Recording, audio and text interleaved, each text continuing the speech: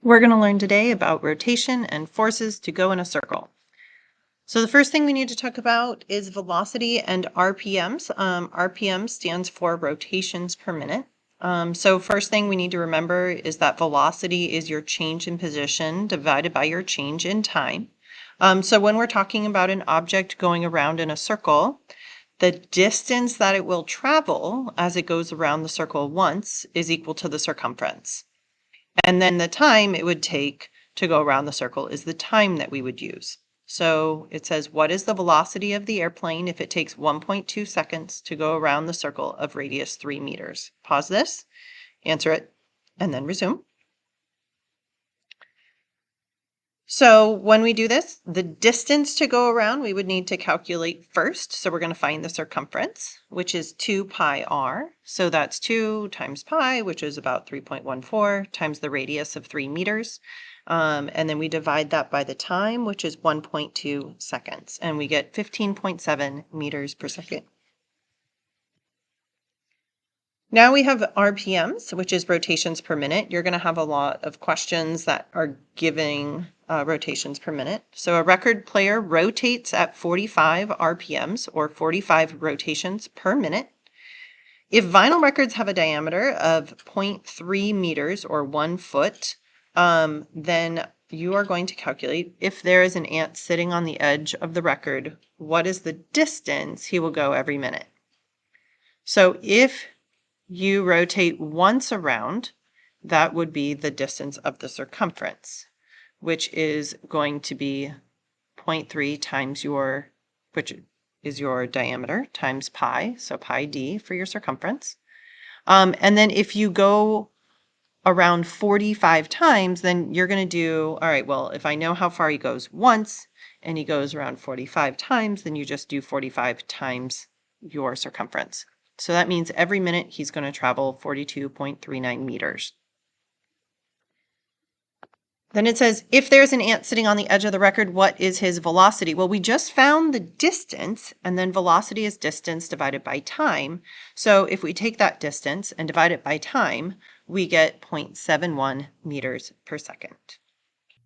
So we have to remember what velocity is. And velocity is not just how fast it's going, but it also tells you which direction it is going, which means it's a vector. So when we're thinking about velocity, it's not just speed or how fast it's going, it's also which way it's going. And so when we think about acceleration, it's how velocity changes, which means it can change two different ways. It can change because it is either speeding up or slowing down, or having a change in magnitude or size, or it can change directions. Now, one of the things we need to do is talk about what acceleration is. And so we are going to visually look at what acceleration is. And acceleration is how the velocity changes each second.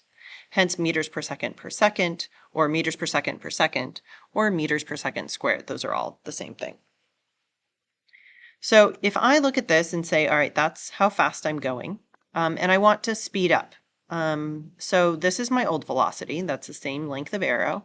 And I'm going to add a little bit more velocity. That's my acceleration, because acceleration tells me how much I speed up every second. So if that's how fast I was going, then I add this much more because that's how much I sped up. Then this is my new velocity.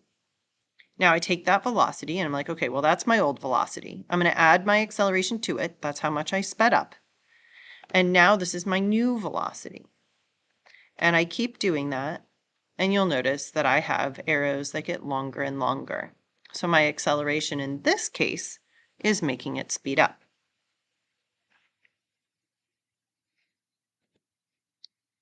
Now, when we had projectile motion, if we looked at it, here was my velocity. That's how far I went in 1 second. So that's my meters per second. And then I take that and I add to it how much it accelerated or how much it got faster. And that was my new velocity. And then I take that and I add my acceleration and I get my new velocity. And so you'll see that this works the same way in projectile motion.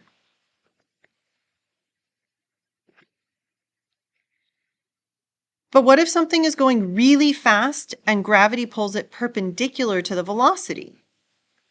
All right, so here's the middle of the Earth, and this green dot on top, that is my satellite. And let's say my satellite is moving that direction at that moment in time. So like if you look up at the satellite's going sideways. It's not going up or down at all. It's just going tangent to the circle. And then I think about, okay, which way is it going to get pulled? Well, gravitational force pulls it straight down. So at that moment, it's going to get pulled that way. All right, well, that is the direction of my acceleration then. And so if I add those two arrows together, I get my new velocity. All right, so let's redraw that velocity just like we did before. So that's my new velocity. So there it is. But now I'm in a different place.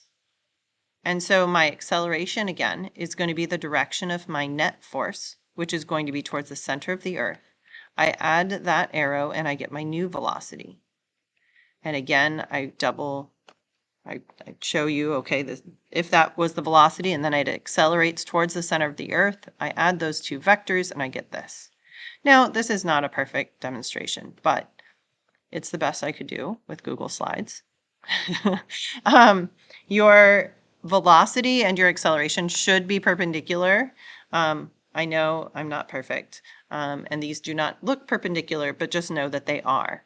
Now, what's confusing here is that when you have a satellite going around the Earth, your speed is going to stay the same because the acceleration is perpendicular to your velocity.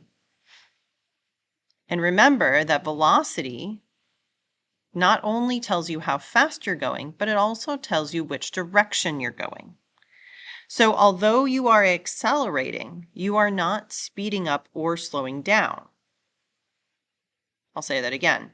Even though you are not speeding up or slowing down, you are accelerating because the direction is changing. Because velocity not only tells you how fast you're going, but it also tells you which direction you're going. Which means if your direction changes, that means that your velocity has changed. Even if the number doesn't change, the velocity changes because the direction changes, which means you are accelerating. And that does not mean you're speeding up or slowing down. It just means something about your velocity is changing.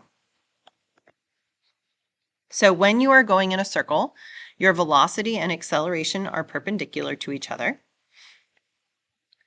The velocity is going to be tangent. The net force and the acceleration are towards the center of the circle. And velocity is always changing because the direction is changing.